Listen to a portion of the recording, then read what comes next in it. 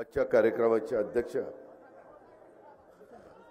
आपले माजी आमदार पोपटराव गावडे, प्रांत जिल्ह्याचे अध्यक्ष प्रदीप गारटकरजी, सुरेश घुले, रमेश थोरात, राजेंद्र नागवडे, रवी बापू काळे, दादा पाटील फराटे, दिलीप वालेकर, सुधीर फराटे,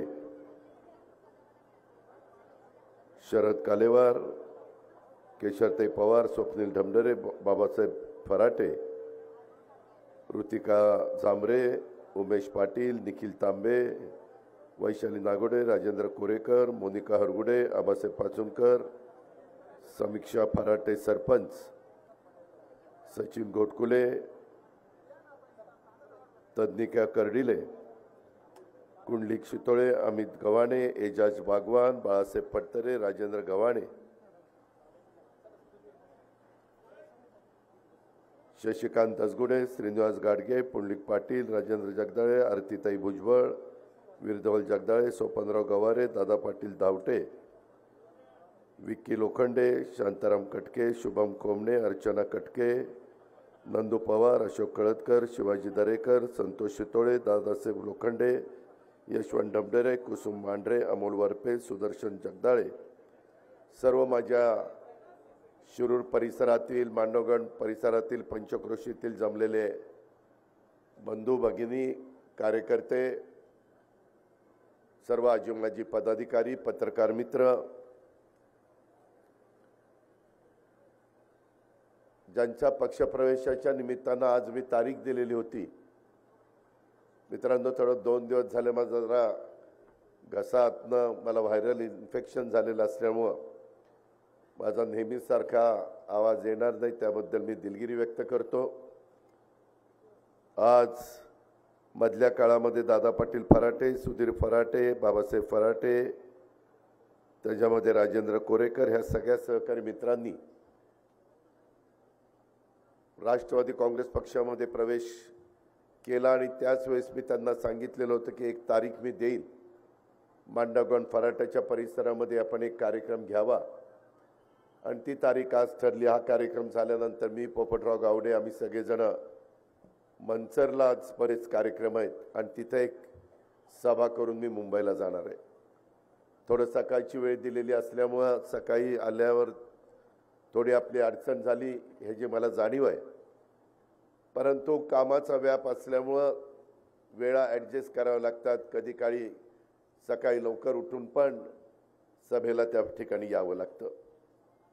मी मध्ये दादा पाटील फराटे, सुधीर फराटे, बाबासाहेब, राजेंद्र या सगळ्यांचं स्वागत केलंच, परंतु आज बाकीचे जे काही कार्यकर्ते आहेत त्यांची इच्छा होती की तिथं जाऊन त्यांचंही स्वागत करावं, आणि म्हणून आज वेगवेगळ्या गावातले, मग बिंटू बनकर असतील, सिद्धार्थ कदम असतील, दत्तात्रय गदादे, उज्ज्वलाताई शेलार, दादा पाटील धावटे, लक्ष्मणराव वाळके, हनुमंतराव पवार, शरद गायकवाड, मीनाक्षी फराटे, सुवर्णा फराटे, अमोल शितोळे, संजय फराटे, महादेव फराटे, कमलताई कोकडे, कविताताई बिडकर, ज्योतिताई जाधव, अमोल जगताप, बाळासाहेब कोळपे, असे असंख्य सहकारी मित्रांनी, मग ते माझ्या नावऱ्याचे असतील, नागरगावचे असतील, पिंपळसुट्टीचे असतील, अंधळगावचे असतील, आपल्या इकडचं शेवटचं गाव तांदळीचे असतील, वडगाव रसाईचे असतील, सिरसगाव काट्याचे असतील, आणि शिरूर पंचक्रोशीतील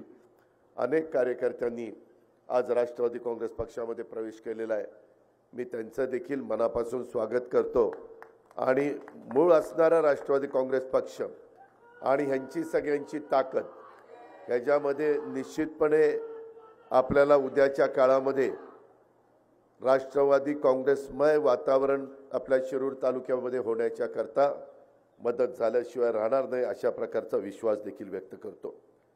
आता तुमच्या सगळ्यांच्या साक्षीनं जिना आरोग्य विभागामध्ये उच्च शिक्षण BJ मेडिकल कॉलेजला घेतलं, ससूनला घेतलं, आणि ती आपली संध्या दत्तात्रय लोंढे ही जी प्रयोगशाळा सहाय्यक अधिकारी म्हणून निवड झालेली आहे आणि ती आता सेवेमध्ये देखील रुजू झालेली आहे. आपल्यातल्या मुलं मुली शिकतायत, चांगल्या पद्धतीनं त्यांनी मेरिटमध्ये आल्यानंतर त्यांना नोकऱ्या मिळत आहेत, मोठी महत्त्वाची जबाबदारी त्या पार पाडतायत. मी संध्याचं मनापासून कौतुक करतो आणि तिला पुढच्या वाटचालीच्या करता शुभेच्छा देतो. त्याचबरोबर माझ्या इतर मुलींना आव्हान करतो की आपण पण मनामध्ये कुठल्याही प्रकारची भावना न आणता चांगला अभ्यास करा, चांगले कोर्सेस करा. वेगवेगळ्या प्रकारच्या भरती हे राज्य सरकारच्या विविध विभागामध्ये चाललेल्या आहेत. परवाच मी एकनाथराव शिंदे आणि देवेंद्रजी एकत्र होतो त्यावेळेस आणखीन पोलिसांची पण भरती आपण मोठ्या प्रमाणावर करायचं ठरवलेलं आहे. जवळपास एकूण 2.25 लाख वेगवेगळ्या डिपार्टमेंटमधली भरती करण्याचा निर्णय राज्य सरकारने घेतलेला आहे. त्याच्यातले काही हजार भरती झालेल्या आहेत. बाकीच्यांच्या पण काही MPSCच्या मार्फत, काही टाटा कंपनीच्या मार्फत, म्हणजे त्यांना आपण भरतीचं कॉन्ट्रॅक्ट दिलेलं आहे. अशा वेगवेगळ्या चांगल्या एजन्सीच्या मार्फत आपण ती भरती करण्याचा प्रयत्न करतोय. एकंदरीतच आज इथं आल्यानंतर अनेक विषयाचे निवेदनं मला गावच्या सरपंचांनी दिली, काही गावातल्या प्रमुख लोकांनी गेली, काही माझ्या शेतकरी बांधवांनी दिली. त्याच्यामध्ये काही विकासाच्या करता निधी मागितला आहे, कुठं कॅनॉलच्या कामाच्या करता निधी मागितला आहे, कुठं पूल मागितला आहे, कुठं रस्ते मागितलेले. अशी अनेक प्रकारची निवेदनं मी सगळी बारकाईने चाळत होतो. तर त्याच्यामध्ये मी आपल्याला एक सांगेन, जसा उल्लेख मगाशी बोलत असताना आपल्या भाषणामध्ये रवीनं केला. मधी मी जिल्ह्याचा पालकमंत्री झाल्यानंतर सगळ्याच आमचं 3 पक्षाचं सरकार आहे, भाजप, शिवसेना आणि राष्ट्रवादी काँग्रेस पक्ष. शेवटी पालकमंत्री म्हणून मला सगळ्यांनाच मदत करावी लागते, आमदारांना पण मदत करावी लागते आणि जिल्हा परिषदेच्या मार्फत आणि DPC ज्याला जिल्हा वार्षिक योजना आपण म्हणतो त्याच्या वतीनं पण मी काही निधी देण्याचा प्रयत्न मग दिलीप असेल, रवी असेल किंवा बाकीच्या असंख्य सहकाऱ्यांना दिला.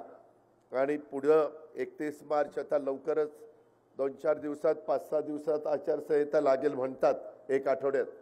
आणि ते लागल्यानंतर मार्च महिन्यात तर आचारसंहितेमध्ये जाईल, एप्रिल महिना आचारसंहितेमध्ये जाईल आणि लोकसभेच्या निवडणुका झाल्यावर आचारसंहिता दूर केली जाईल. त्याच्यानंतर 1 एप्रिलला नवीन वर्ष सुरू होतं. मला तुम्हाला सगळ्यांना सांगायचं आहे, तुमच्यामुळं मला राजकीय जीवनामध्ये कामाची संधी दिली. कारण 91 साली मला तुम्ही पहिल्यांदा खासदार केलं, त्यावेळेस बारामती लोकसभा मतदारसंघामध्ये माझा शिरूर, हवेली, दौंड, बारामती, इंदापूर, पुरंदर अशा प्रकारचा तो मतदारसंघ होता, इन्क्लुडिंग पिंपरी चिंचवड. तो काळ वेगळा होता, त्यावेळेसचे सगळे मान्यवर वेगळे होते. त्यावेळेस काही माझ्या तरुणांचे जन्म पण झालेले नसतील, कारण हा मी सांगतोय तो काळ 33 वर्षापूर्वीचा आहे.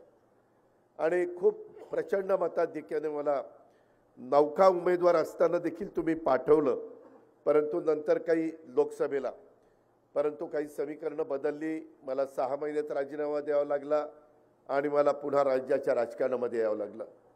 मित्रांनो, पहिल्यापासून मी शेवटी शेतकरी आहे, त्याच्यामुळं फार बारकाईनं पोल्ट्री असेल, डेअरी असेल, फळबागा असतील, ऊसाची शेती असेल, भाजीपाला असेल, द्राक्ष असतील, आंबा असेल, अशा अनेक प्रकारचे शेती मी माझ्या शेतामध्ये त्या ठिकाणी करत असतो. परंतु नंतर पुन्हा काही बदल झाले, मला मुंबईला जावं लागलं. तरी आज माझं मनापासून मला वेळ मिळतो तेव्हा तिथं जायचा प्रयत्न करतो, पण तो कामाच्या व्यापातनं ते जमत नाही. त्यामुळं या सगळ्या क्षेत्रामध्ये काय शेतकऱ्यांच्या अडचणी आहेत, काय शेतकऱ्यांच्या समस्या आहेत, ह्या व्यवस्थितपणे लक्षामध्ये घेऊन त्याच्यातून मार्ग काढण्याचा प्रयत्न हा माझा चाललेला असतो. सुदैवाने मगाशी सांगितलं 5 वेळेला तुम्ही मला उपमुख्यमंत्री केलं, 8 वेळेला मी अर्थसंकल्प सादर केला. त्याच्यामध्ये शासनाचा तिजोरीतला पैसा कशा पद्धतीनं द्यायचा हा निर्णय आम्ही घेत असतो. हा निर्णय घेत असताना समाजातल्या सर्व घटकाला न्याय कसा देता येईल, त्याच्यामध्ये जसा 18 पगड जातीला बरोबर घेऊन हिंदवी स्वराज्याची स्थापना छत्रपती शिवाजी महाराजांनी केली आणि त्यांचा आदर्श डोळ्यासमोर ठेवून एकनाथराव, मी आणि देवेंद्रजी आम्ही सगळेजण काम करतोय. ठीक आहे, आम्ही वेगवेगळ्या काळामध्ये वेगवेगळ्या निवडणुका एकमेकाच्या विरोधामध्ये लढलो असो, ते मी मान्य करेन. परंतु मित्रांनो, साधारण त्या वेळेसची परिस्थिती बघून निर्णय घ्यावे लागतात. आपल्या इथं पण वडीलधाऱ्यांनी तशाच पद्धतीचे निर्णय तुम्ही गेल्या 40, 50, 60 वर्षाचा जसं आमचे पोपटराव गावडे म्हणाले 62 साली ते जिल्हा परिषद पंचायत समितीच्या निवडणुकीमध्ये लढले. 62 ते आता 2024 किती वर्ष झाली ते बघा. म्हणजे त्यावेळेस पासून अनुभव असणारी मंडळी पण इथं साक्षीला आहेत. आणि काम करत असताना माझा कटाक्षाने प्रयत्न असतो. मला आठवतंय इकडचा सगळा आपला जो नदीचा काठ आहे, इथं रस्त्याची काय दुरवस्था असायची, कशा पद्धतीने आपला ऊस जाताना आपल्याला त्रास व्हायचा, कशा प्रकारे बाकीचे येऊन दिला तरी ह्या दरात द्या नाहीतर देऊ नका अशा पद्धतीनं आपल्याला ऐकवायचे. आणि ते खूप आपण आपल्या वडीलधाऱ्यांनी आपल्या बापदाद्यांनी सहन केलं. पण काळ बदलत गेला. आम्ही देखील राजकारणामध्ये आलो. आम्ही त्याच्यातनं संस्था चांगल्या चालवण्याचा प्रयत्न केला. आपली जिल्हा परिषद असेल, आपला दूध संघ असेल, आपल्या वेगवेगळ्या प्रकारच्या संस्था, पुणे जिल्हा मध्यवर्ती सहकारी बँक असेल, इथं रमेश अप्पा बसलेत. कालपर्यंत मी तिथं डायरेक्टर होतो, परंतु अलीकडं व्यापामुळं मी राजीनामा दिला. परंतु दिलीप वळसे पाटील तिथं अजूनही आहेत, अप्पा तिथं आहेत, Digambar Durgade chairman, Sunil Chandere vice chairman म्हणून काम करतात, अनेक इतर सहकारी. एकच भावना असते की बाबा शेतकऱ्यांना किफायतशीर दरामध्ये 0% व्याजाने पीक कर्ज मिळावं, माझ्या आया बहिणींना महिला बचत गटाला कमी टक्के व्याजाने पैसे मिळावेत, ते कर्ज मिळावं, माझ्या शेतकऱ्यांच्या मुलाला परदेशामध्ये जायचं असेल तर 6% व्याजाने त्यांना त्या ठिकाणी पैसे उपलब्ध व्हावेत. 30-30, 40-40 लाख रुपये पुणे जिल्हा मध्यवर्ती सहकारी बँक त्या बाबतीमध्ये मदत करत असते. अशा अनेक गोष्टीला आपली बँक मदत करत असते. मी जरी बोर्डात नसलो तरी बारकाईनं आर्थिक संस्था, जसं एखाद्या भागामध्ये आता इथं स्वतः श्रीगोंदा कारखान्याचे चेअरमन म्हणजे आपल्या शिवाजीराव नागोडे बाप्पूंचं नाव दिलेलं आहे त्या कारखान्याला, त्याचे राजेंद्र नागोडे इथं आहेत, त्यांनाही माहिती आहे, बाकीच्याही काही सहकाऱ्यांना माहिती आहे. मित्रांनो, संस्था चालवणं हे फार तसं बघितलं तर जिकिरीचं काम असतं. डोळ्यात तेल घालून बघावं लागतं.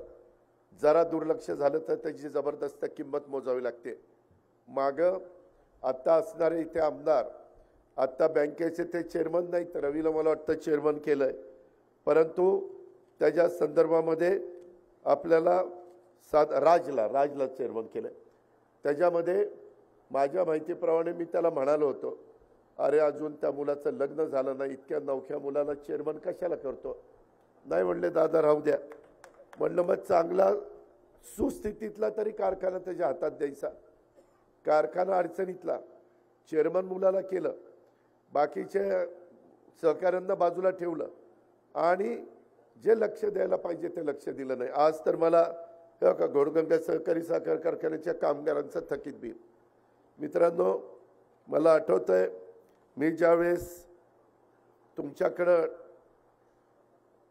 खासदार झालो त्यावेळेस ह्या भागाचं प्रतिनिधित्व 91ला मी खासदार झालो, 92ला लगेचच जिल्हा परिषद तालुका पंचायतीच्या निवडणुका लागल्या आणि इथून स्वर्गीय माधवराव फराटे हे निवडून आले. वयस्कर व्यक्ती, तुम्हाला सगळ्यांना परिचित, परंतु ते घोडगंगा सहकारी साखर कारखान्याच्या उभारणीमध्ये देखील संस्थापक संचालक होते. ह्या मांडवगणसारख्या महत्त्वाच्या गावामध्ये देखील 30 वर्ष सरपंच म्हणून त्यांनी काम केलं. चांगल्या मताधिक्याने जिल्हा परिषदेवर अपक्ष निवडून आले, परंतु 92 ते 97 5 वर्ष ते माझ्याबरोबर राहिले. मी अतिशय नौका. त्यावेळेस अनंतराव थोपटे, बापूसाहेब थिटे, मदन बाफना, मी असे आम्ही 5-6 जण त्यामध्ये प्रमुख असायचो. नाना नवले, कृष्णराव भेगडे, पोपटराव वगैरे बाकीचे सगळे सहकारी असायचे. त्याच्यामध्ये आम्ही त्याच्यातून ती जिल्हा परिषद तेव्हापासून मी लक्ष घातलं आणि अनेकांना संधी दिली. अनेक वेगवेगळ्या घटकाला तिथं प्राधान्य दिलं. माझ्या माहितीप्रमाणे 92 सालीच आम्ही पहिल्यांदा 33% जागा महिलांना देण्याचा निर्णय घेतला. महिला देखील काही बाबतीत मिळायच्या नाही.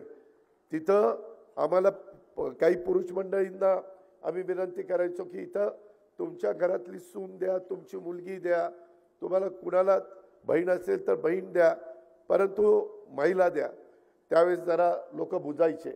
आता लोक बुजत नाही. आता लोक तडफेनी पुढे येतात. काळ बदललाय, वेळ बदललेली आहे. लोक आता पुरुषांच्या बरोबरीनं महिला पुढे आलेल्या आहेत.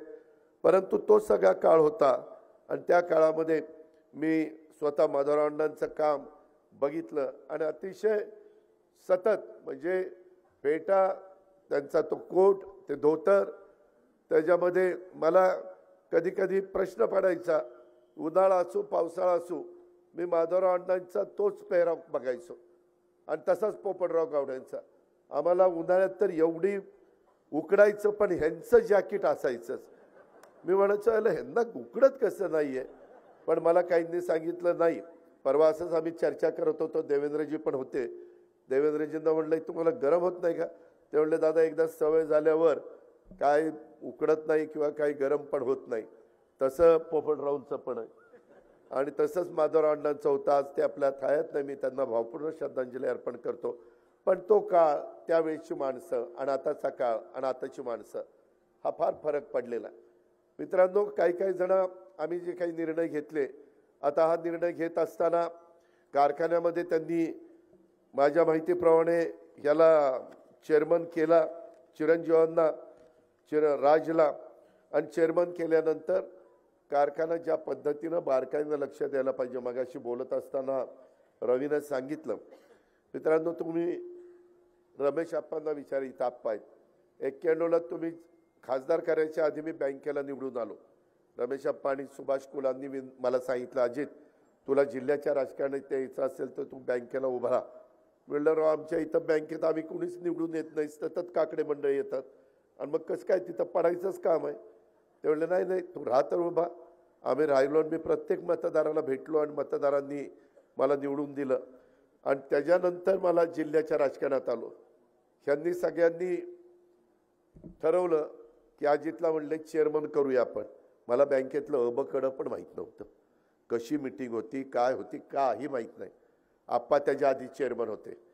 आप्पा वगैरे यांनी सगळ्यांनी ठरवलं. थोपटे साहेबांनी, बापूसाहेब थिटेंनी, नाना नवले, नंतर कृष्णचंद्र आपल्या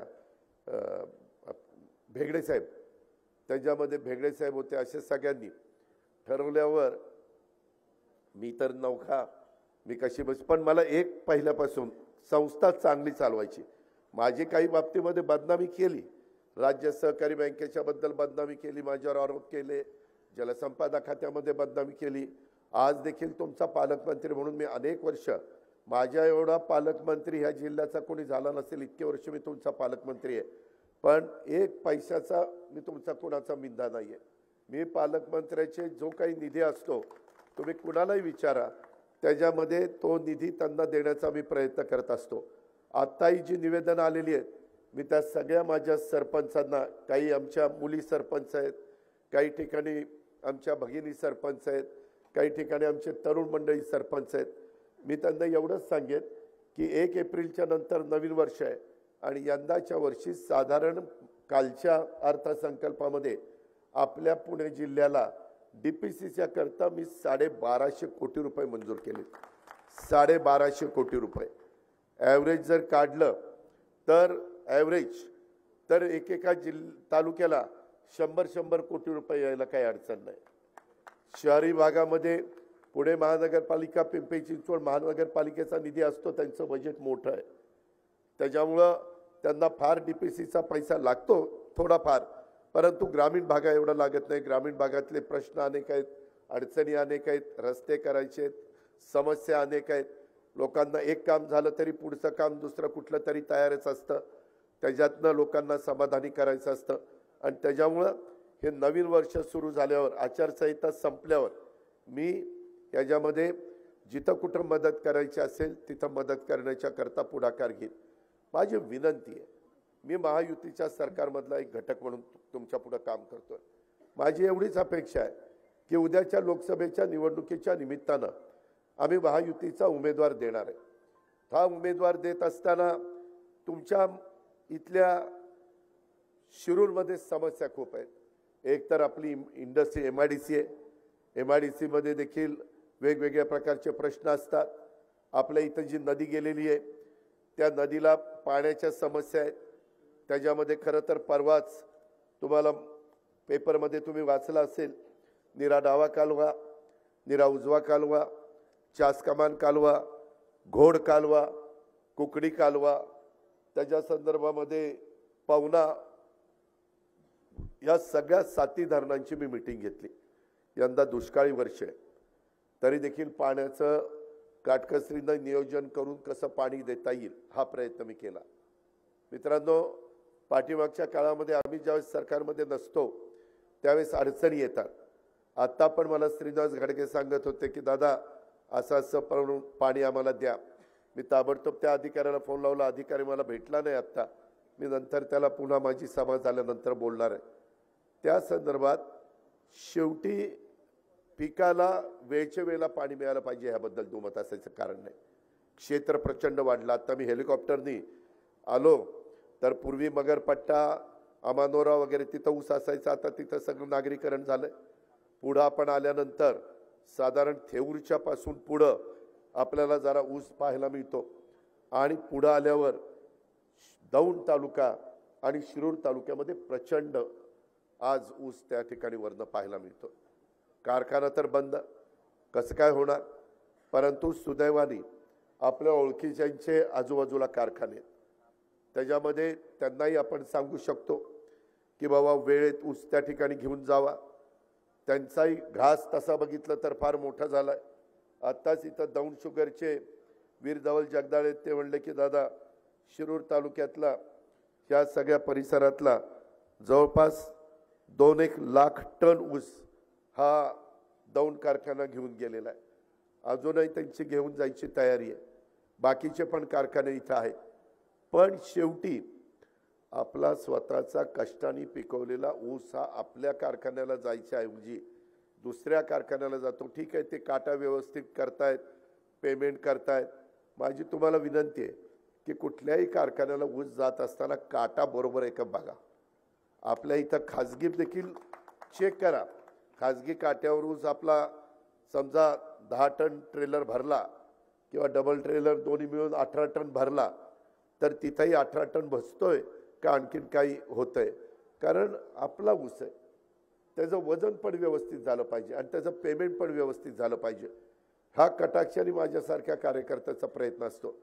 मित्रांनो, आता मला पत्र दिलंय घोडगंगा सहकारी साखर कारखान्याचं कामगारांचं थकीत रक्कम 16 महिन्याचा कामगारांचा थकीत पगार देण्याबाबत. त्या संदर्भामध्ये खरं तर पैसे द्यायला पाहिजे. मला ज्यावेळेस लक्षात आलं त्यावेळेस मी ताबडतोब त्याची मीटिंग लावली होती. स्टेजवरचे पण काही दादा पाटील तुम्ही पण त्या मीटिंगला होता. मी साखर आयुक्त कार्यालयामध्ये मीटिंग लावली. मी अर्थमंत्री, दिलीप वळसे पाटील सहकार मंत्री, हे बाकीचे सगळे सहकारी, त्याच्यामध्ये चेअरमन होते, MSC बँकेचा चेअरमनला बोलवलं, साखर आयुक्ताला बोलवलं, त्याच्यामध्ये कारखान्याचे चेअरमन, व्हाईस चेअरमन, संचालक बोर्डाला बोलवलं, इतर पण काही सहकारी ज्यांना कामगार प्रतिनिधी पण सगळ्यांना बोलवलं. मार्ग कसा काढायचा तर मी तिथं मार्ग काढला की अनासकर म्हणले दादा आम्ही कर्ज कारखाना चालवायला देऊ शकतो, आम्ही कामगारांचं बिलं द्यायचं आमचं काम नाही आहे, आमचे बिलं दिल्यावर पैसे येणार कसे? मी म्हणलं जरी काही असलं तरी आता मी तुम्हाला अर्थमंत्री म्हणून सांगतो, तुम्ही 1 महिन्याचा पगार कारखाना पहिला द्या आणि इथनं पुढं वेळच्या वेळेला पगार आपण करू आणि पुढचे पगार कारखाना सुरू झाला की त्या महिन्याचा पगार अधिक मागच्या महिन्यातला 1 पगार जे थकलेले आहेत त्याच्यातला, असं करून थोडंसं पुढं जाऊ. कारण मी पण माझ्या भागामध्ये अशा अडचणीमध्ये असणारे कारखाने बाहेर काढलेले आहेत. सोमेश्वर सहकारी साखर कारखाना एकेकाळी असाच अडचणीत आला, परंतु मी माझं सर्वस्व पणाला लावलं आणि मगाशी रवी किंवा बाकीच्यांनी सांगितलं. मित्रांनो, मी थोडंसं सरळ मार्गी असलो, कडक असलो तरी शब्दाचा पक्का आहे आणि काम करून देणारा माणूस आहे. मला उगीच बघू, ये आज, ये उद्या, करू ना, भेट मुंबईला, भेट बारामतीला, भेट पुण्याला, कशा करता हेलपाटे लावायचे? होत असेल तर लगेचच काम झालं पाहिजे, नसेल होत तर तसं सांगितलं पाहिजे. आणि त्याकरता तिथं काही आमचं मिटलं नाही, तिथं टोकाची भूमिका काहींनी घेतली. मी गायावाया करत होतो, बाबांनो परत परत ही संधी येणार नाही, तुम्ही माझं ऐका, परंतु ऐकलं काही गेलं नाही आणि कारखान्याचं जे काही व्हायचं ते झालेलं आहे. आता पण मी आपल्याला सांगतो, ह्याच्या संदर्भात आत्ता 21चं बोर्ड आहे, त्याच्यात दादा पाटील एका बाजूला आहे आणि 20 एका बाजूला आहे. त्याच्यातले 20 मधले पण आता काही जरा हालचाल करायला लागलेले आहेत की काय करावं काय नाही. मी सभासदांनो, आपण त्यांना अजून एक संधी देऊ.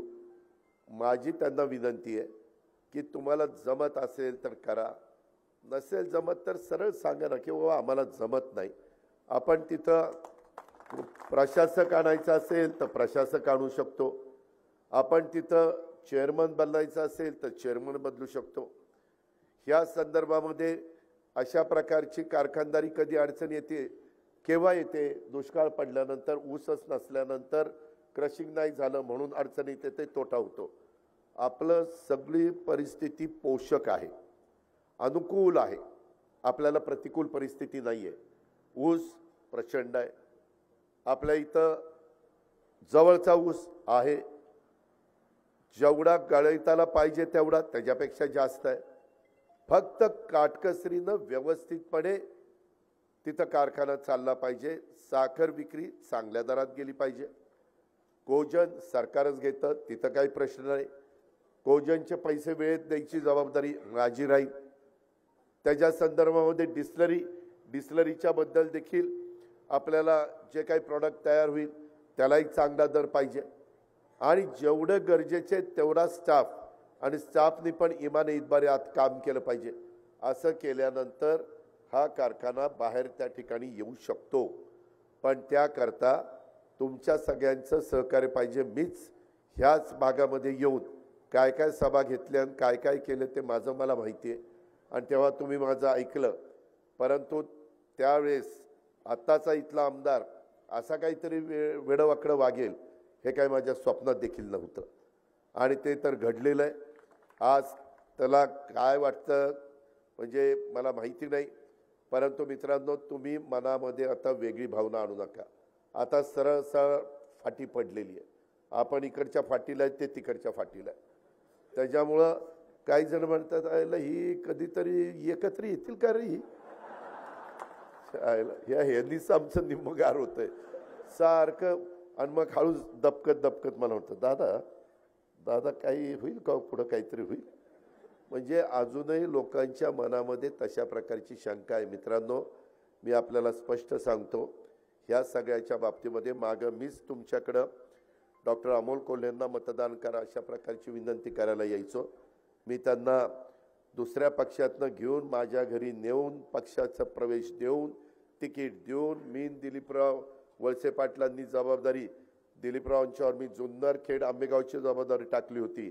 माझ्यावर मी भोसरी, शिरूर आणि हडपसर ह्या 3ची जबाबदारी घेतलेली होती आणि त्या प्रकारे आपण ते सीट निवडून आणलं.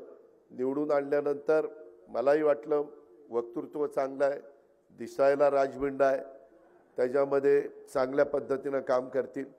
परंतु मित्रांनो, नंतर 2-2.5 महिने 2च महिने झाले, 2 वर्ष झाले आणि नंतर ते मला म्हणायला लागले की दादा मला राजीनामा द्यायचा. म्हणलं राव, जनतेने 5 वर्ष निवडून दिलं, 2 वर्षातच राजीनामा द्यायचा, लोक जोड्याने मारतील राव आपल्याला, असं करू नका. काय अडचण काय नाही, मी कलावंत आहे दादा, माझ्या वेगवेगळ्या प्रकारचे नाटक असतात, चित्रपट असतात, त्याच्यावर परिणाम होतोय दादा. आणि मी मित्रांनो, मी खोटं बोलणार नाही, मी तोंडावर असं समोरासमोर करीन. मी म्हणलं तसं करू नका, दिसायला खराब दिसतंय. आता ते म्हणले मी सेलिब्रिटी आहे, ह्या लोकांना वाटतं रोज मी तिकडं मतदारसंघात यावं, कसं शक्य आहे, मला माझी मालिका असते, मग मला त्या ठिकाणी काम करावं लागतं, मग ते कोण बघणार. माझ्या व्यवसायावर परिणाम झाला, माझ्या व्यवसायावर परिणाम झाला असं त्यांचे शब्द होते. मी तरी त्यांना म्हणालो, बाकीचे सगळे म्हणायचे अजित तूच आणलंय त्यांना, आता तूच त्यांना समजून सांग, तूच त्यांना समजून सांग. मित्रांनो, असं कसं बसं करत करत ते तर मागाशी कोणतरी म्हणलं की सुरुवातीच्या 4 वर्षामध्ये किती आले काय आले. खरं त्यांचा राजकारण हा पिंडच नाही आहे. आम्ही राजकारणी लोक काय करतो, एखादा उमेदवार आम्हाला पराभूत करता येत नसेल तर मग सेलिब्रिटी काढायची. खोटं नाही सांगत. तुम्ही देशात बघा, आता काही ठिकाणी हेमा मालिनी उभे राहतात की नाही, निवडून येतात. काही ठिकाणी सनी देओल उभा राहतो, धर्मेंद्र उभा राहतो, गोविंदा उभा राहतो. काय ह्यांचा राजकारणाशी संबंध आहे? राजेश खन्ना, शत्रुघ्न सिन्हा, किती नावं देऊ? एवढे नटी पण उभे राहते, नट पण उभे राहतात. आणि का एकदा मला वाटतं अमिताभ बच्चनला पण उभं केलं होतं आणि निवडून आले होते. आणि मग नंतर म्हणले नाही राव, हे आपलं काम नाही, राजीनामा दिलं सोडून. मित्रांनो, शेवटी त्यांना त्या भागातली विकासाची कामं करायला आवड आहे का? थोडे दिवस आपल्याला पण नवीन माणूस आला, त्याला चांगला दिसायला पिळबिळ मिशावर मारला की काय दिसतंय राजबंडा गडी, आणि ते आपण देतो, बटणं दाबतो. त्याच्यात आमच्याही चुका आहेत. आम्ही काही अंतर्मनी नाहीये. एखादा जण आला आणि बघितला आणि चांगला वाटला तर वाटतं की बाबा हा निघेल चांगला, परंतु त्याच्या डोक्यामध्ये काय चाललेलं आहे हे काय आम्हाला कळायला मार्ग नाही ना. तसं आपलं झालंय. आता पुन्हा मध्ये मी शिवजयंतीला मला भेटले 19 तारखेला. म्हटलं का हो डॉक्टर, मागं तर म्हणायचं राजीनामा द्यायचा ना, आता परत दंड ठोपटले.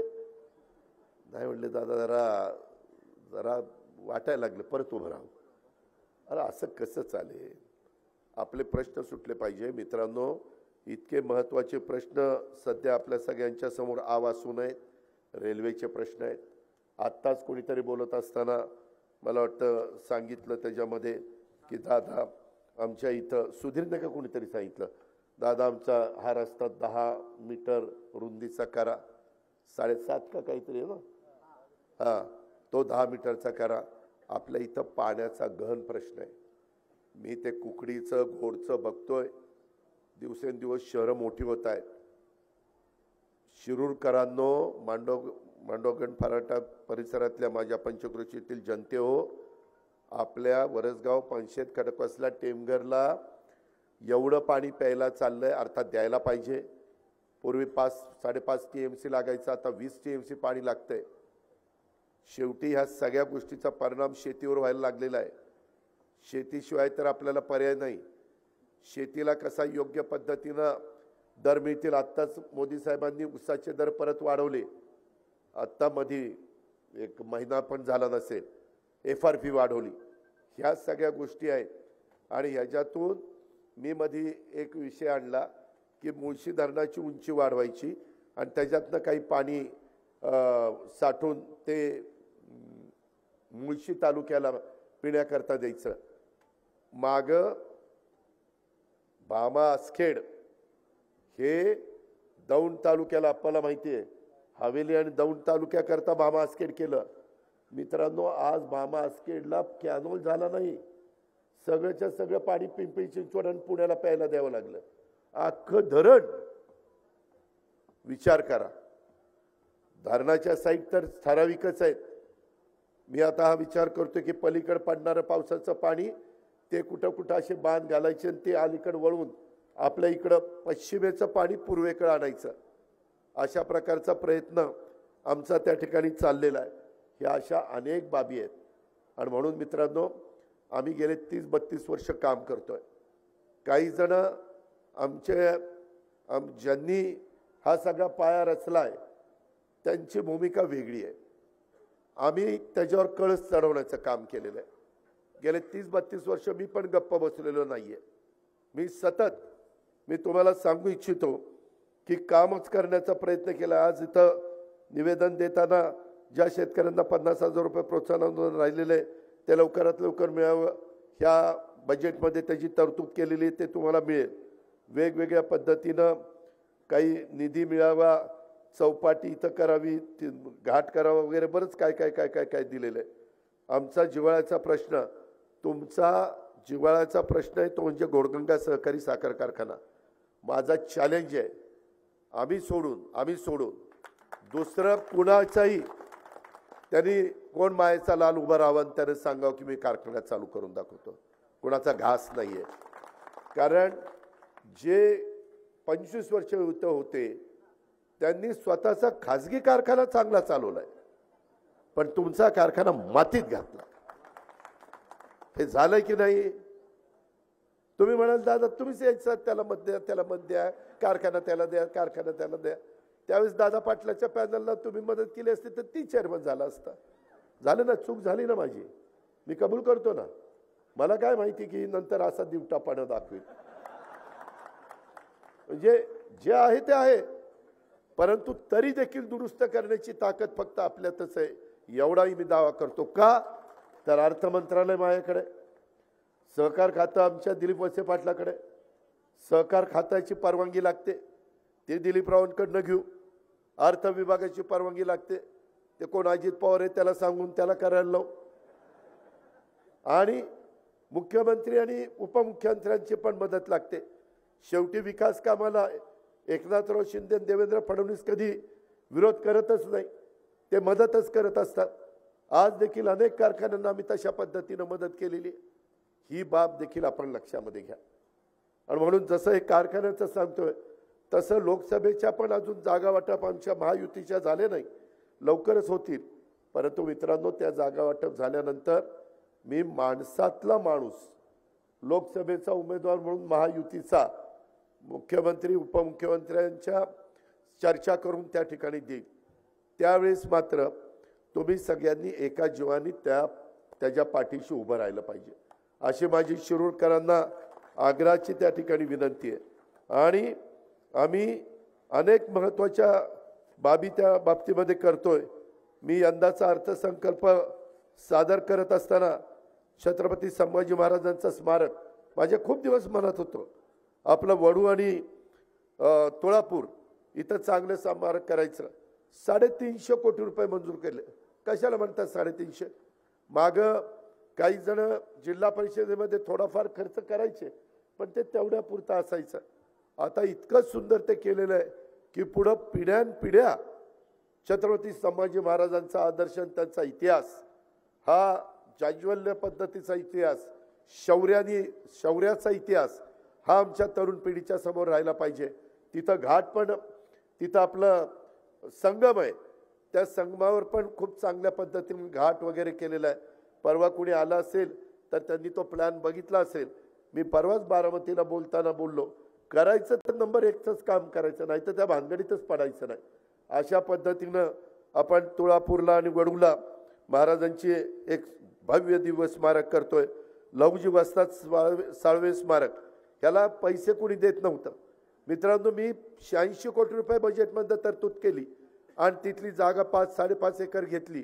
आणि आता तिथं परवा मुख्यमंत्र्यांनी आम्ही भूमिपूजन केलं. आता त्या स्मारकाचं काम सुरू झालं. एकदम चांगलं देखणं स्मारक, म्हणजे खरोखरीच क्रांतीवीर लहुजी वस्ताद साळवे यांच्या नावाला साजेशा पद्धतीचं स्मारक आपण करतोय. मित्रांनो, आता बरेच दिवस मातंग समाज मला सांगायचं की दादा, ते बार्टी, सारथी, महाज्योती या वेगवेगळ्या मध्ये जी काही मदत वेगवेगळ्या घटकाला होती त्याच्यात आमच्यावर अन्याय होतो, आमच्याकरता वेगळं काहीतरी आरटी काढा. मी यावेळी जाहीर केलं आणि त्यांच्याकरता आरटी काढलंय. आता मातंग समाजाच्या माझ्या मुलांना मुलींना त्याचा फायदा झाल्याशिवाय राहणार नाही. फार समाज त्याच्यामध्ये समाधानी आहे. ते शेवटी पद सत्ता कशाला पाहिजे? मिरवायला नाही. लोकांचेही प्रश्न सुटले पाहिजेत, आया बहिणींचेही प्रश्न सुटले पाहिजेत. त्या पद्धतीनं आम्ही त्या ठिकाणी चाललोय. मला मधी राजगड ना आपला किल्ला, त्याच्या पायथ्याशी कुणी सांगितलं सईबाईंचं तिथं स्मृतीस्थळ आहे. आम्ही तिथं खोदाई सुरू केली. तिथं पालखुर्द म्हणून वेला तालुक्यामध्ये गाव आहे, तिथं ते सगळं सापडलं. तिथं 30 कोटी रुपयाचा आपण आराखडा तयार केलेला आहे आणि राजमाता सईबाईंच्या नावाला साजेसं काम आपण करतोय. राजगुरुनगर सुतात्मा शिवराम हरी राजगुरू यांचा देखील स्मारक आपण करतोय. 102 कोटी रुपये आपण खर्च करतोय. महात्मा फुले वाडा आणि क्रांती ज्योती सावित्रीबाई फुले स्मारक हे पण आपण काम हातामध्ये घेतलेलं आहे. संत जगनाडे महाराज समाधी स्थळ सदुंबरेला मावळ तालुक्यात आपण करतोय. आमच्या इंदापूर तालुक्यात मालोजीराजे भोसले यांची गडी आणि दर्गा परिसर तोच 40 कोटीचा आपण डेव्हलप करतोय. ज्योतिबा देवस्थान, एकविरा देवी असंही आपण करतोय. अष्टविनायकाला पण जिथं कुठं मदत पाहिजे तिथं मदत करण्याची माझी आणि आमच्या सरकारची भूमिका आहे. छत्रपती शिवाजी महाराजांच्या शौर्याचे साक्षीदार असलेल्या महाराष्ट्रातील 11 गड किल्ल्यांच्या जागतिक वारसा स्थळाचा दर्जा देण्याचं काम देखील आपण केलेलं आहे. पुण्याला जाताना ट्रॅफिकची कोंडी होते, म्हणजे माणूस इथनं वाघोलीपर्यंत जोरात जातोय आणि वाघोली ते पुण्यात जाता जाता पार म्हणजे एखाद्याचा पूर्णपणे वैतागून जातोय. अक्षरशः त्याची सहनशीलता संपते. आणि म्हणून 10,000 कोटी रुपये या मार्गाकरता आपण जमीन घ्यायला दिलेले आहेत. आता त्या जमिनी घेऊन झालेल्या आहेत. आता तिथं रस्त्याचं काम त्या बाबतीमध्ये सुरू होईल. रेल्वे प्रकल्प पण आपण करतोय. कल्याण, मुरबाड, पुणे, नाशिक, सोलापूर, तुळजापूर, धाराशिव अशा पद्धतीने पुणे, लोणावळा पण आपण त्या बाबतीमध्ये रेल्वे प्रकल्पाचं काम करतोय. अशा खूप गोष्टी मित्रांनो आपल्या बाबतीमध्ये चाललेल्या आहेत आणि त्या करण्याच्या करता माझा सतत प्रयत्न आहे. तुम्ही कामाच्या बाबतीमध्ये कुठं काही काळजी करू नका. त्यामध्ये निश्चितपणे हे नवीन वर्ष आहे, त्याच्यात 2 महिने आचारसंहिता राहील लोकसभेची, 2 महिने राहील विधानसभेची. राहिलेल्या 8 महिन्यातच आपल्याला त्या वर्षीचा निधी हा नियोजनबद्ध पद्धतीनं खर्च करायचा आहे. माझी तुम्हालाही विनंती आहे, आम्ही ज्यावेळेस DPCचा पैसा देतो त्यावेळेस गावात त्याचं काम करताना काम दर्जेदार करा. हे मगाशी तुम्ही सांगितलं, बारामतीमध्ये मी खरोखरी सकाळी 6ला उठतो, 6ला बाहेर पडतो, 5ला उठून आणि कामं बघायला जातो. कशी कामं चाललीत, काय कामं चाललीत. कामं दर्जेदार झाली तर आपल्यालाही समाधान मिळतं आणि तालुक्याला पण वाटतं की खरंच बाबा आपला लोकप्रतिनिधी काम करतोय. ह्या गोष्टीची पण जाणीव आपण सगळ्यांनी ह्या निमित्तानं ठेवावी. आणि तसं बघितलं तर मगाशी दादा पाटलांनी सांगितलेली गोष्ट खरी आहे. दादा काय किंवा बाकीचे सगळे आमचे सहकारी काय, राजेंद्र असेल, सुधीर असेल किंवा बाबासाहेब असतील, बऱ्याच जणांची नावं घेता येतील. हे सगळे तसं आम्ही अनेक वर्ष एकमेकाला साथ दिलेली आहे. मधल्या काळामध्ये कुठं काही थोडंसं घडतं, परंतु त्याला जास्त महत्त्व न देता खऱ्या अर्थाने आपल्या सगळ्यांच्या समोर अनेक समस्या आहेत. परवा माझी आता नरेंद्र मोदींच्या बरोबर, अमित शहांच्या बरोबर चांगली ओळख झालेली आहे. आम्ही अनेकांना वेळेला कार्यक्रमाला एकत्र असतो, त्यावेळेस मी पण त्यांना एकनाथराव मी काही मुद्दे सांगत असतो की साहेब हा प्रश्न आहे, ह्याच्यामध्ये थोडंसं लक्ष देण्याची गरज आहे. आपल्या इथं जसं कांदा उत्पादक शेतकरी कांदा निर्यातीच्या बद्दल साहेब आता त्याच्यात आपल्याला निर्यातीला परवानगी दिली पाहिजे. कांदा उत्पादक शेतकऱ्याचं त्याच्यात नुकसान होतं आहे. मध्ये काही 1000 मेट्रिक टन कांदा निर्यात करायला परवानगी दिलेली आहे. असे अनेक प्रश्न. आता तुम्हाला लाईट व्यवस्थित मिळावी म्हणून आम्ही सोलरवरच तुम्हाला आता वीज देणार आहे.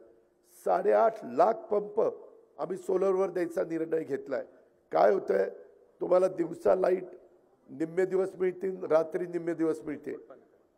आणि ते सगळं झालं की त्याच्यामध्ये आपल्याला अडचण काय येते की दिवसा लाईट सूर्य उगवला की तुमचा पंप चालू होणार, सूर्य मावळला की पंप बंद होणार. त्याच्यामुळं आपल्याला सोलरची लाईट परवडणारी आहे. लाईट बिल तर येणारच नाही, तो प्रश्न नाही. म्हणून आम्ही महाराष्ट्रामध्ये मोठ्या प्रमाणावर सोलर पॅनलचा कार्यक्रम हातामध्ये घेतला आहे आणि त्याचा लाभ जसं तुम्हाला होणार आहे तसे इंडस्ट्रीचे पण दर कमी व्हायला मदत होईल. कारण तुम्हाला सबसिडी देताना आम्ही इंडस्ट्रीचा दर समजा 6 रुपये असेल तर त्यांना 8 रुपये लावतो, 2 रुपये त्याच्यातनं घेतो आणि ते तुम्हाला सबसिडी म्हणून पास करतो, बाकीचं राज्य सरकार घालतं. अशा या सगळ्या गोष्टी आहेत. मित्रांनो, एकंदरीत ह्या सगळ्याचा विचार करून आपण त्याच्यामध्ये पुढं चाललेलो आहे. माझी तुम्हालाही विनंती आहे की खूप काही चांगलं बियाणं तुम्हाला कसं मिळेल, चांगल्या पद्धतीनं वेगवेगळे संशोधन करून त्याच्यातून कमी पाण्यामध्ये जास्त चांगल्या प्रकारचं पीक कसं येईल, त्याच्या संदर्भात दुधाच्या बद्दल बघा मध्ये अडचणी झाल्या, ह्या सगळ्या ताई वगैरे आमच्याकडे आल्या, स्वप्नील वगैरे सगळेच आले, आमचे भगवानराव पासनकर आले आणि ते म्हणले की दादा परवडत नाही. कार्यकर्ते आले. 5 रुपये लिटरला आम्ही गाईच्या करता अनुदान दिलेलं आहे. त्याचे पैसे मध्ये काहीतरी त्रुटी राहिलेली होती, ती पण आता दूर केलेली आहे आणि डायरेक्ट त्याच्या अकाउंटला ते पैसे जाणार आहेत. फक्त ते गाईचं दूध त्याचं घरातलं असलं पाहिजे एवढी फक्त आम्ही शहानिशा करतोय. म्हणजे 2 महिन्याच्या 1च महिन्याकरता केलं होतं, आता अजून 1 महिना ते वाढवलं.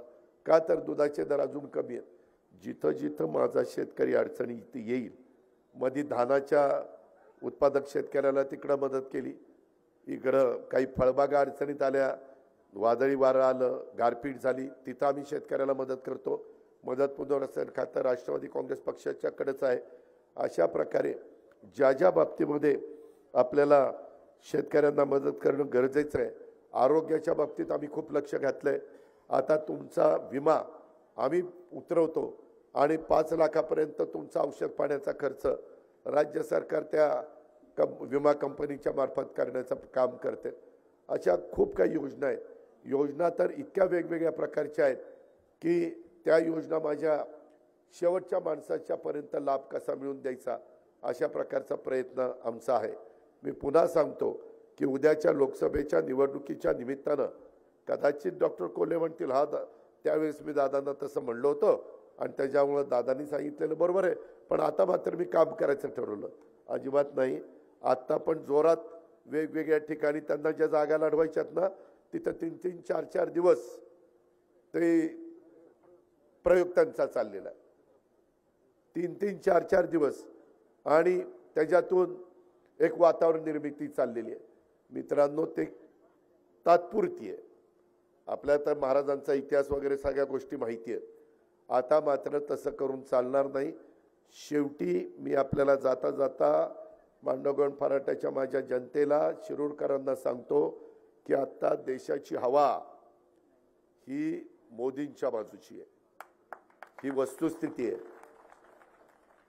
मोदी की गॅरंटी सतत ते सगळीकडे सांगतायत आणि अक्षरशः तुम्ही परवा पण 3 राज्य छत्तीसगड, राजस्थान, मध्य प्रदेश हे भारतीय जनता पक्षाकडे गेलेले आहेत. आम्ही NDA मध्ये आहोत. आमचा पक्ष वेगळा आहे, आमची विचारधारा वेगळी आहे. शाहू फुले आंबेडकर आणि शिवाजी महाराजांच्या विचारधारेने आम्ही पुढे चाललेलो आहे. आम्ही अल्पसंख्याक समाजाला पण मदत करतोय. कालच्या अर्थसंकल्पामध्ये तुम्ही काढून बघा की त्या विभागाला कसा निधी दिलेला आहे आणि तिथं पण शिक्षणाच्या करता इतर सवलती आम्ही देतोय. शेवटी समाजातला असा कुठलाही घटक राहता कामा नये. हे सरकार माझा विचार करत नाही.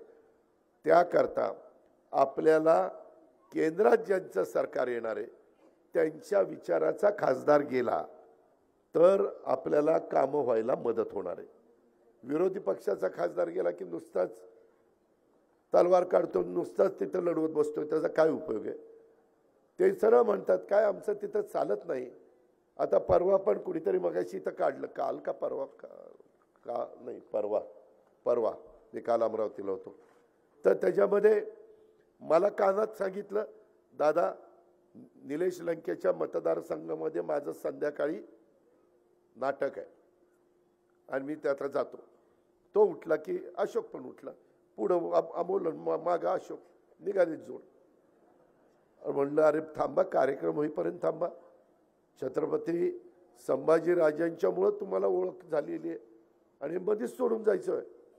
परंतु आता काय करता, लोकशाही आहे. ज्याला बसायचं ते बसतो, ज्याला उठून जायचं ते उठून जातो. ह्या पद्धतीचं यांचं सगळं काम चाललेलं आहे. यांच्याकडनं अशोकला तर टोटली मदत तो आमदार असताना मीच केलेली आहे. हे त्यांनी कधी पण त्याला रात्री 12ला उठवलं तरी ती बावचळून म्हणा हा दादानी केली असंच म्हणेल, कारण मी केलेलीच आहे ना.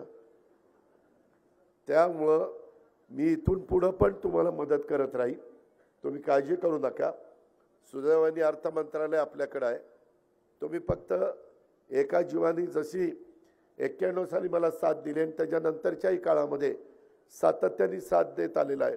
मी आपल्या पुणे जिल्ह्याची कामं होण्याकरता मंत्रिमंडळामध्ये राज्याचा मदत करतोच, ते माझं कर्तव्य आहे, त्याकरता लोकांनी मला तिथं बसवलेलं आहे।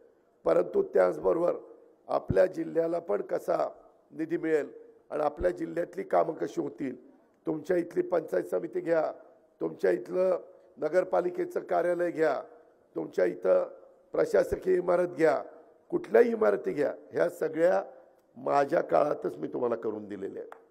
त्याच्यामध्ये आज पुण्याचं कलेक्टर ऑफिस, पुण्याचं विभागीय आयुक्त कार्यालय, पुण्याचं साखर भवन, पुण्याचं कृषी भवन आता काम चाललंय, पुण्याचं सारथीचं ऑफिसचं काम चाललंय, पुण्याचं शालेय शिक्षण विभागाचं काम चाललंय, पुण्याचं कामगार भवनाचं काम चाललंय, पुण्याचं आता सहकार भवनचं काम त्या ठिकाणी सुरू केलेलं आहे, पुण्याचं गेस्ट हाऊस, सर्किट हाऊस, पूर्वी कसं होतं आणि आता कसं झालंय बघा। ज्या ज्या गोष्टीमध्ये लोकांचं जाणं येणं मोठ्या प्रमाणावर आहे त्या सगळ्या इमारती दिमागदार करण्याचं काम आणि त्याच्यातनं लोकांचे प्रश्न सुटावेत, लोकांना हेलपाटे कमी घालायला लागावेत, हा त्याच्या पाठीमागचा माझा दृष्टिकोन आहे।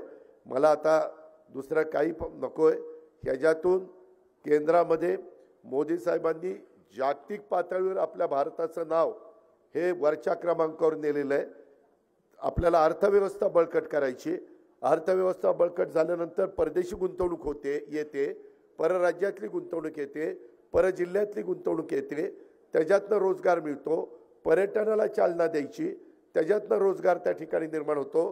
पूर्वी रस्ते कसे होते, आता रस्ते कसे चाललेले आहेत, नॅशनल हायवे कशा पद्धतीने चाललेले आहेत, वंदे भारत ट्रेन कशा सुरू केलेले आहेत, नवीन नवीन विमानतळं कशी केलेली आहेत, पुण्याच्याही विमानतळाचा विस्तार कसा केलेला आहे, अशा खूप काही गोष्टी मित्रांनो आपल्याला सांगता येतील। आणि आज देश पातळीवर मोदींच्या एवढी धमक असणारा दुसरा कुठला नेता पाहायला मिळत नाही। कुणी पण उठावं, अजित पवार तुम्ही चुकीचं सांगताय, हा नेता चांगलं चालवेल असं सांगा, नाव सांगा, आहे कुठलं नाव? कुणी माझ्या महिलांनी सांगावं। कुणी आज नाहीये, त्यांच्यात वाद चाललेत, भांडणं चाललेली आहेत, भांडणांनी चार दिशेला चार ठिकाणी सगळ्यांची तोंड होतात, असं होत नाही। नेता जर मजबूत असेल तर देश अतिशय गतीनं पुढे जात असतो आणि देशाचा सर्वांगीण विकास होत असतो। त्यांच्यामुळं तो होतोय, त्यांच्यामुळं आपल्याला महाराष्ट्राचा विकास करायचा आहे, म्हणून मोदींच्या विचाराचे खासदार निवडून द्यायचे। ते जेवढे खासदार जातील तेवढा आपल्याला मोठ्या प्रमाणावर त्याची मदत होणार आहे, ही पण बाब लक्षात ठेवा। आणि त्याच्यातून मग नंतर विधानसभेच्या निवडणुकीच्या निमित्तानं पण जे सांगायचे ते त्यावेळेस सांगेन। पण आता महायुतीचं सरकार तुमच्याकरता काम करतंय, खूप काही वेगवेगळी कामं आमच्या हातामध्ये आहेत आणि ती पूर्ण करण्याची आमची 100% तयारी आहे। माझी कामगारांना विनंती आहे, तुम्हाला जर असं वाटत असेल की बाबा आमचे पगार व्हावेत, तुमचे पगार व्हावेत, तर एकदा तुमच्या बोर्डाला भेटा आणि बोर्डाला म्हणा की दादा काल आला होता ना असं सांगत होता, जाऊ द्या, त्याच्याकडे जाऊन जर काम होत असेल तर चला तिकडं घेऊ चालू करून, तसं असेल तर तशी आपली तयारी। काही दिवस देतो आणि जर नाहीच ऐकलं तर यांना कारखाना चालवता येत नाही, म्हणून त्यांना नोटीस काढणार, नोटीस काढून रितसर जे काही सहकाराचे नियम असतील त्या नियमाप्रमाणे पुढची ॲक्शन त्या ठिकाणी घ्यावी लागणार। कारण मला शेवटी शिरूर तालुक्यातल्या सभासदांचं हित पाहायचं आहे, मला काही संचालक बोर्डाचं हित पाहायचं नाही। ही बाब देखील तुम्ही सगळ्यांनी लक्षामध्ये ठेवा आणि त्या कामाला तुम्ही मला साथ द्या। लोकसभेला देखील तुम्ही महायुतीला साथ द्या, हीच आग्रहाची नम्रतेची कळकळीची विनंती करतो आणि आपल्या सगळ्यांची रजा घेतो। जय हिंद। देश विदेशातील प्रत्येक घडामोडींचे लाईव्ह अपडेट मिळवण्यासाठी आता साम टीव्हीच्या सर्व सोशल मीडिया प्लॅटफॉर्मला लाईक, फॉलो आणि सबस्क्राईब करा। तसंच सर्व नोटिफिकेशनसाठी बेल आयकॉन प्रेस करायला विसरू नका।